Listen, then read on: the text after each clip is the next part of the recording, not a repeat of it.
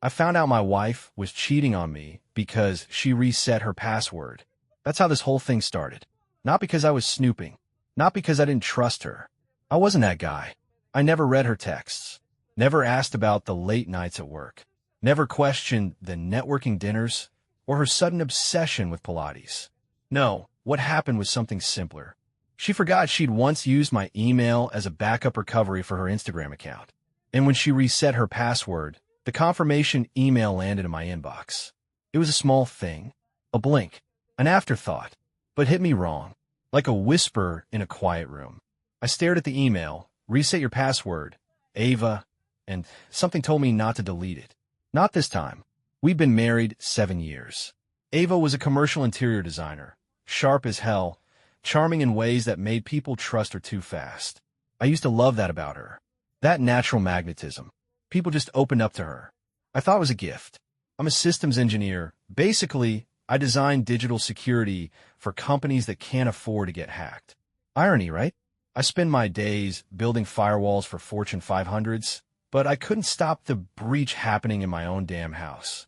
That night, she came home late. Again, she kissed my cheek like nothing was off, except the kiss never landed. It hovered, like she didn't want to feel it. Or maybe she didn't want me to. Long day, I asked, watching her kick off her heels by the door. Ugh, brutal. That client from Austin is a nightmare, she groaned, tossing her bag on the counter. I just want wine and a hot bath. You good? I nodded. Said I was. But something about the way she avoided my eyes. It pressed against the inside of my chest like a weight. I made pasta. She didn't eat much. I stayed up after she went to bed, staring at that password reset email, hearing every echo of our past 7 years like they were fading in reverse. I told myself it could be nothing. People reset passwords all the time. But the timing was wrong. The secrecy was new. So I did something I never thought I'd do. I logged in. It didn't even require hacking. Just the link in the email and her birthday. That was her go-to. I reset the password, logged in, and braced myself. Messages. So many messages. She was good. Using the vanish mode, disappearing threads. But not perfect. No one is. Screenshots of dinner reservations. A saved story from 3 weeks ago tagged with his initials. Just 2 letters hidden in a design post. Her comments on his photos were clean, but the timing wasn't. She'd post something sweet about me. Then an hour later, she'd heart one of his gym selfies. Nothing damning alone. But together, it formed a shadow, a trail, and then I found it, buried in her archived stories. A boomerang of 2 wine glasses clinking on a balcony.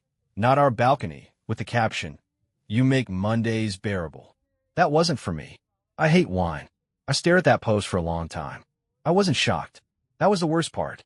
It was more like watching a balloon slip from a child's hand. You want to reach for it, but it's already too far gone. I didn't say anything that night, or the night after. Instead, I started observing. Every move, every excuse. I became a quiet ghost in my own marriage, and she never noticed. That weekend, she left for a design retreat in Napa. 3 days, all women, supposedly. I helped her pack, kissed her goodbye, even told her I'd miss her. And then I track her location. Not because I'm paranoid, because I'm not stupid.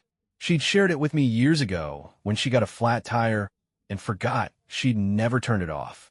She wasn't in Napa. She wasn't even in California. She was in Seattle, with him. And now I had a name. His name was Marcus Lane, 41, gym owner, divorced. And for what I could tell, he was the kind of guy who used the word alpha unironically.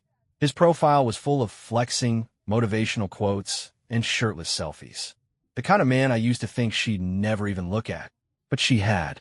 And apparently, she'd done a lot more than look. I didn't confront her when she got back. Not yet. That's not how this was going to go. I wasn't about to scream, or cry, or beg. I wasn't built that way. I was going to burn her world down with the same quiet precision I used to build my own. She just didn't know it yet. I started with her calendar. Ava was meticulous. She color-coded everything. Client meetings in blue. Site visits in green. Personal events in lavender. I used to admire how organized she was. Now I used it against her. Her next late night was a Thursday. Supposedly a networking mixer downtown. I checked her schedule. marked as prospective client meet, Atelier Group. No address, just a time block, 6:30 to 10 p.m. Suspiciously vague for someone who usually listed full addresses and RSVP contacts. So I ran a little test. That afternoon, I drove to her office, waited until I saw her leave, and followed her from 2 cars back. Not hard in rush hour. She didn't go downtown. She didn't go to any mixer. She drove across the bridge and pulled into the parking garage of a mid-tier boutique hotel in Bellevue. Marcus was already waiting out front. They didn't hug. They didn't kiss. They just walked in together like it was routine. Because it was. I didn't follow them inside. I didn't need to. Instead, I parked across the street and took pictures. Her getting out of the car. Him opening the door. The timestamp. The hotel's neon sign above them. Everything. I documented it all. Not to blackmail her, but to remember who I was before this moment. To remind myself that what I'd do next was earned. By then, I'd already contacted a divorce attorney. Not just any lawyer, the kind of high-end shark who specialized in tech professionals and infidelity cases. She looked over the preliminary evidence and said 2 words that stuck with me. Play dumb. So I did. For 3 more weeks, I kissed Ava good morning. Sent her silly memes during work. Rubbed her back while we watched Netflix. I told her I was working on a new security protocol that required overtime. It gave me an excuse to be quiet, to stay up late without suspicion. She bought it. She had no idea I was rerouting her emails through a cloned domain. No idea I'd placed a discrete data logger on our shared iPad, the one she used to FaceTime Marcus when she thought I was asleep. She never used names during those calls. But context is everything, and audio recordings are admissible in our state, especially if the device is registered in my name. Still, I didn't want just a clean divorce. That would be too easy for her. I wanted her exposed. Not in some humiliating, viral way. No, I wasn't going to stoop to public shaming or send screenshots to her friends. That wasn't my style. What I wanted was more personal. I wanted the people she cared about, the ones whose opinions actually mattered to her, to see her clearly, to look at her the way I now did. Not with anger, but with distance. Her parents were first. They'd always liked me.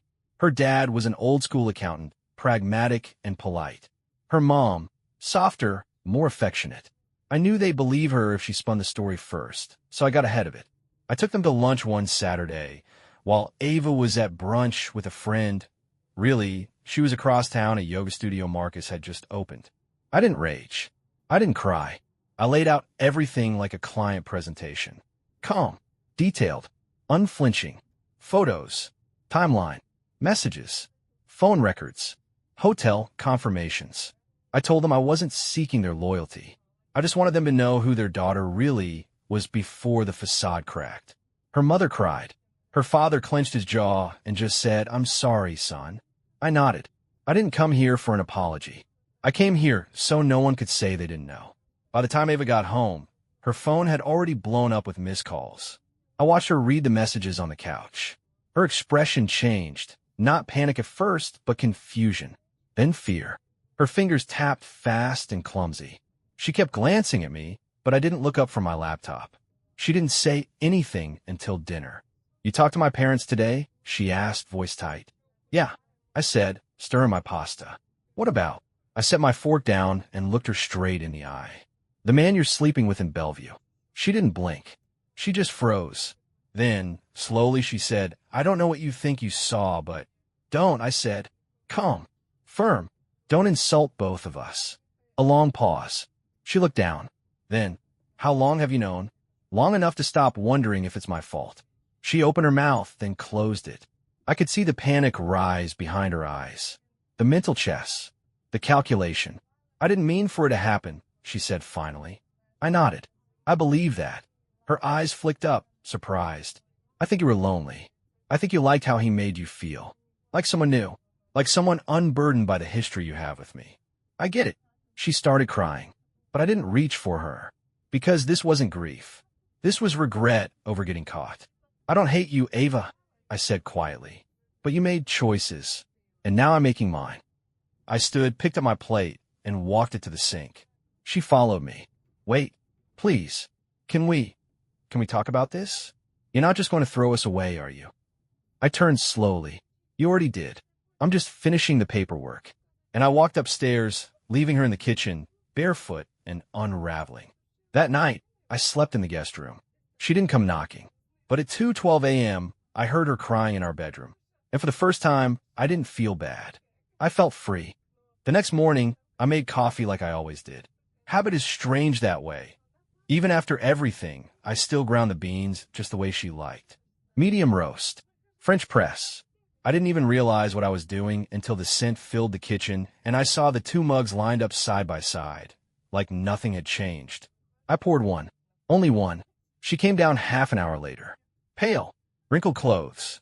The mascara from the night before still smudged faintly under her eyes. Ava always looked put together, even on bad days, but now she looked like someone who'd seen her own life slipping through her fingers. Can we talk? She asked softly.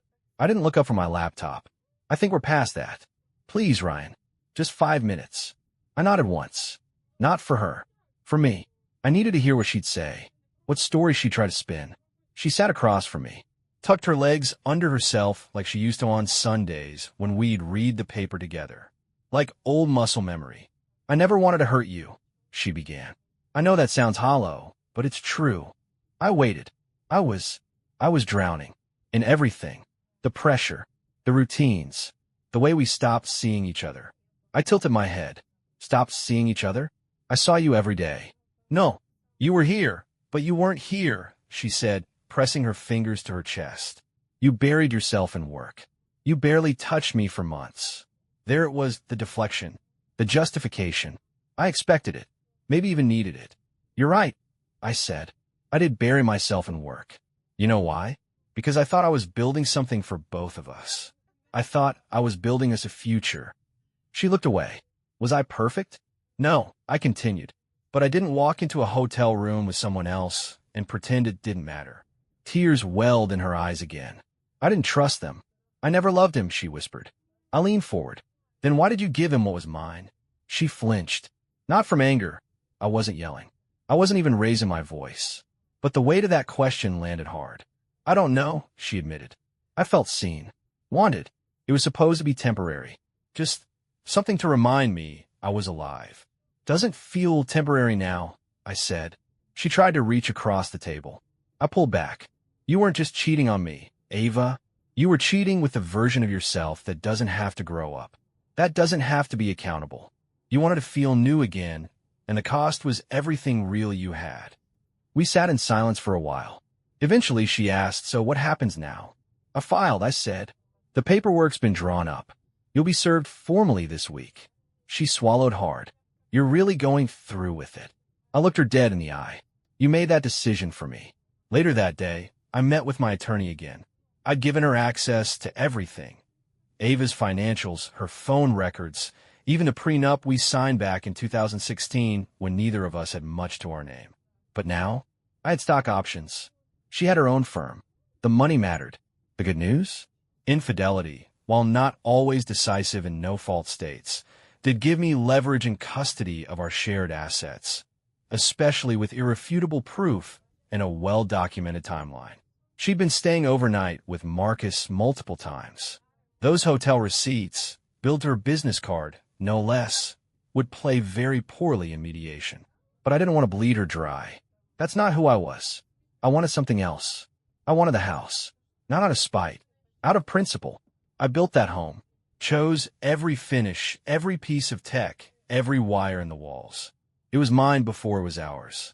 I wasn't going to let her sleep with someone else in the same place. I installed our smart lights and rewired the security system with my own hands. I also requested a clause. No romantic guests allowed in the house during the divorce process. My lawyer grinned when she saw that. She'll hate this. Good, I said. 2 days later, Ava was served at work. She called. I didn't answer. She emailed. I didn't respond. That Friday, she showed up at the house. Our house, with 2 bags and puffy eyes. She stood at the door like a kid waiting to be let in. I didn't know where else to go, she said. You have plenty of places, I said calmly. You've already been staying at one of them. She closed her eyes. Ryan, I'm not with him anymore. I haven't seen him since. Doesn't matter, I interrupted.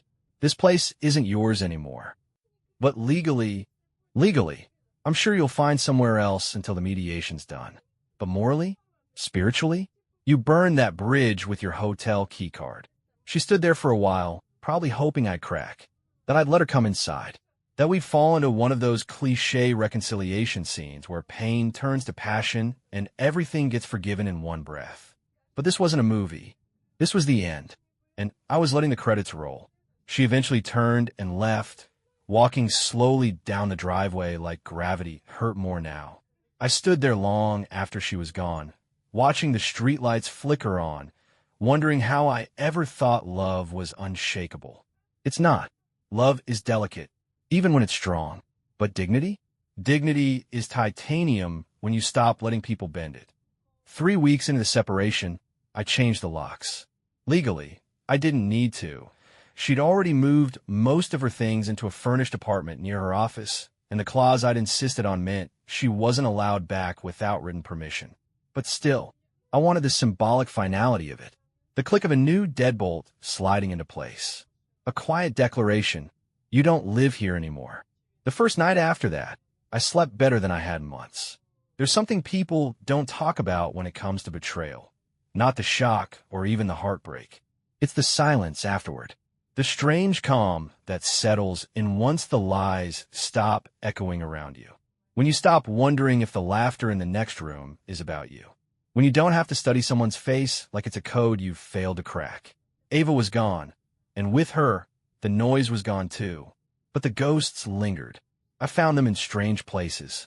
A hair tie under the bathroom sink. A pair of heels still tucked in the back of the hall closet.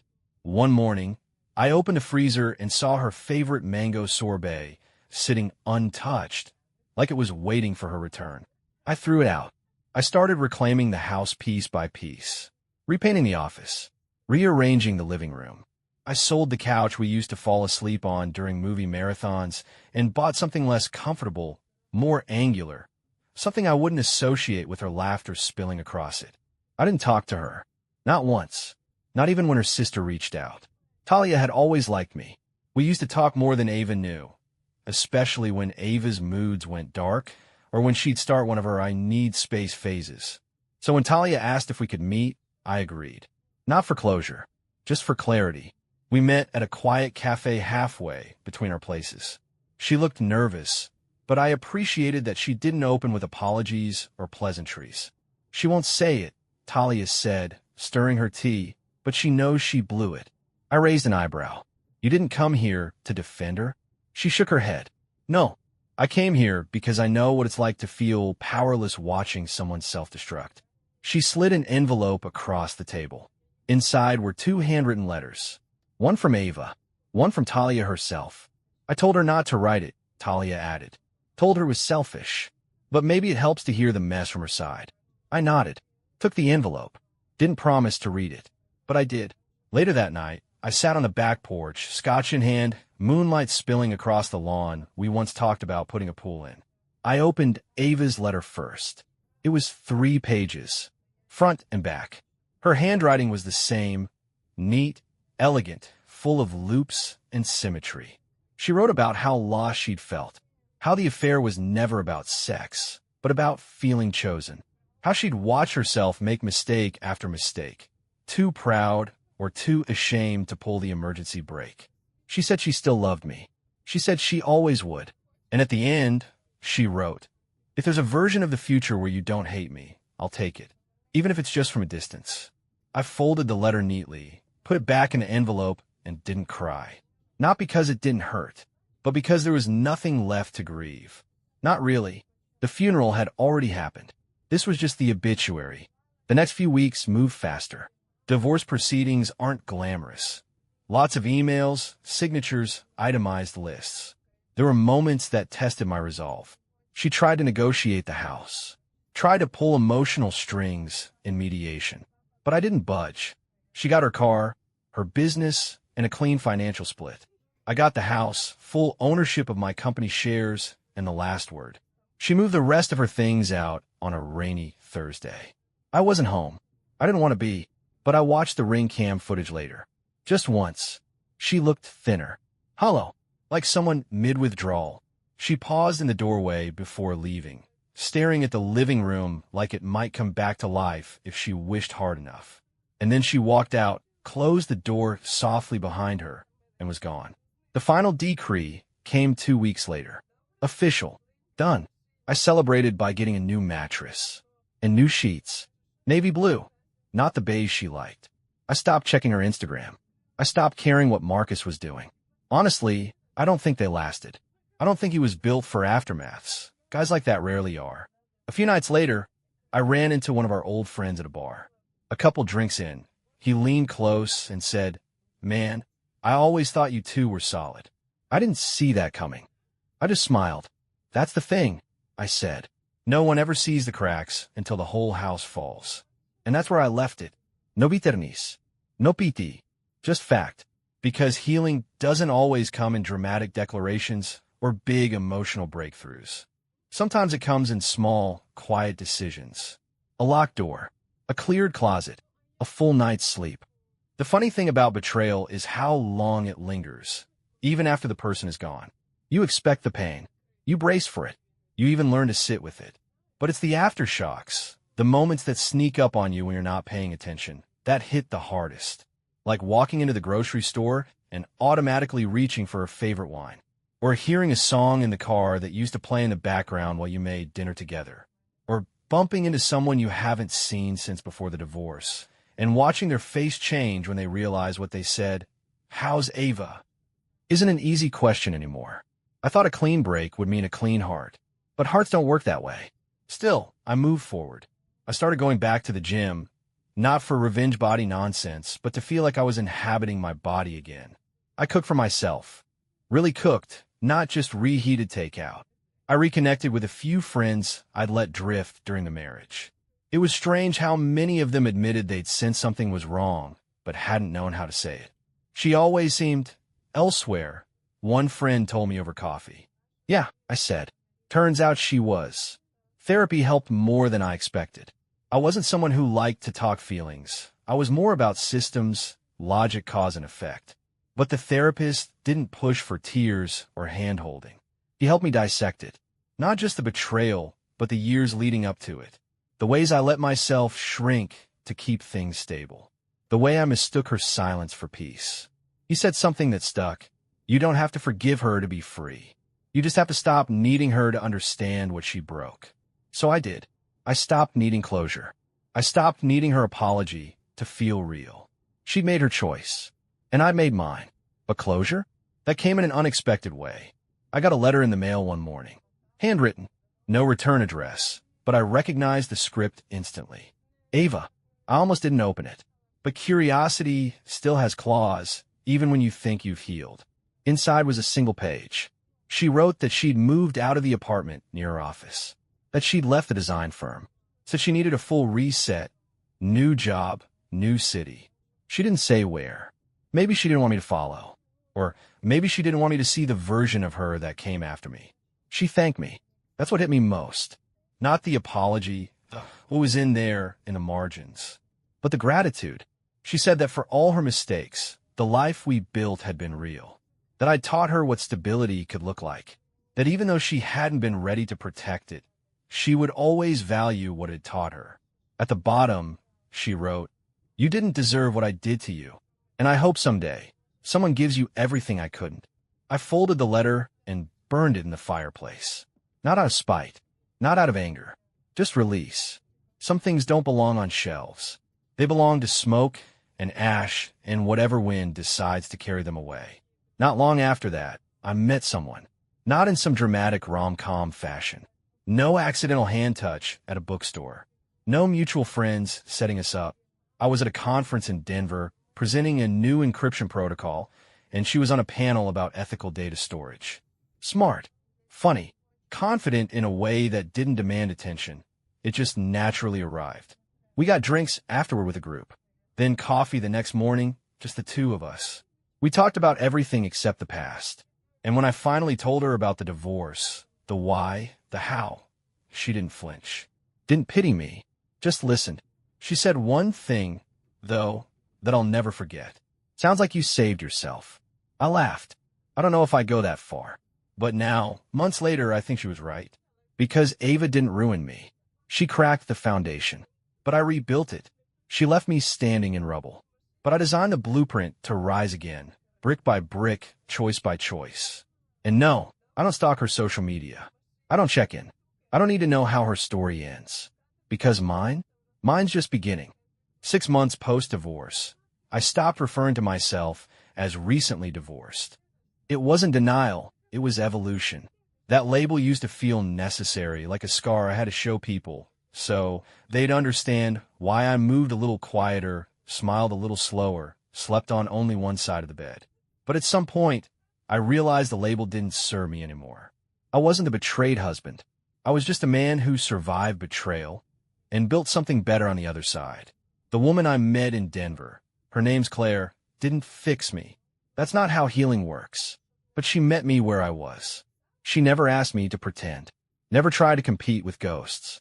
She saw me, scars and all, and never once flinched. She's an engineer, like me, different specialty, but the same language. Systems people tend to click with other systems people. Our conversations are layered, methodical, but never cold. We dissect ideas over dinner, trade articles like love notes, and sometimes sit in silence that doesn't feel empty. That silence, the healthy kind, is something I never had with Ava. Claire's not flashy. She doesn't post curated photo dumps of brunch and sunsets with cryptic captions. She's steady, curious, kind in a quiet, consistent way. And that's what I learned I needed. Not the thrill of uncertainty, but the power of someone who shows up every day with the same version of herself. It's strange, looking back now. If you asked me a year ago what my life would be, I'd have painted a picture with Ava in it.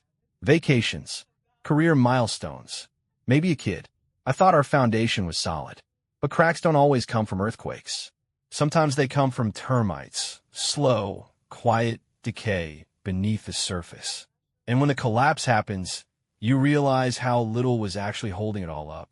The betrayal still stings when I think too hard about it. There are questions I'll never get answers to. Was she in love with him? Was it just one guy? Or were there more I never caught? Did she ever think about me when she was slipping off that hotel key from her purse? I used to want the answers. Now I don't. Because the truth doesn't change the outcome. And the outcome? It set me free. She built a fantasy with Marcus. One that collapsed the moment consequences knocked on the door. Last I heard, through Talia, they fizzled fast. Ava left the firm after clients pulled back. Something about reputation management and a few quiet exits. She lives in Portland now, freelancing, alone from what I gather. I don't take joy in that. I really don't. Because the opposite of love isn't hate, it's indifference. And I finally arrived there. I kept the house, the one we designed together. People asked why I didn't sell it. Too many memories, they said. But to me, it was the ultimate reclamation. This wasn't our home anymore. It was mine. I repainted the walls, changed the layout. I knocked out the weird breakfast nook she always insisted on keeping and turned it into a music space. Got myself a piano. One of those quiet bucket list things I always said I'd try someday. Someday came. The other day, Claire sat next to me while I plunked out the chords to an old Coldplay song. I fumbled through half of it, muttered something about being out of practice. She smiled and said, "You're not out of practice. You're just not afraid to try anymore." And damn, that hit harder than I expected. Because she was right. I'm not afraid anymore. Not of loving again. Not of losing. Not of standing on my own. I used to think betrayal broke me. But it didn't. It revealed me. And the man I am now, he's stronger, smarter, sharper, quieter in the best way. I don't need the last word. I don't need the apology. I don't need to win the breakup. I just need my peace. And I have it now. So if you're out there, listening, standing in the thick fog of betrayal, wondering if you'll ever breathe right again, you will. You'll stop checking your phone for a text that won't come. You'll stop rewriting the fight in your head. You'll stop needing them to understand what they took from you. And one day, maybe sooner than you think, you'll wake up and realize they didn't take anything you can't rebuild. Better, stronger, wiser. You'll be okay. No,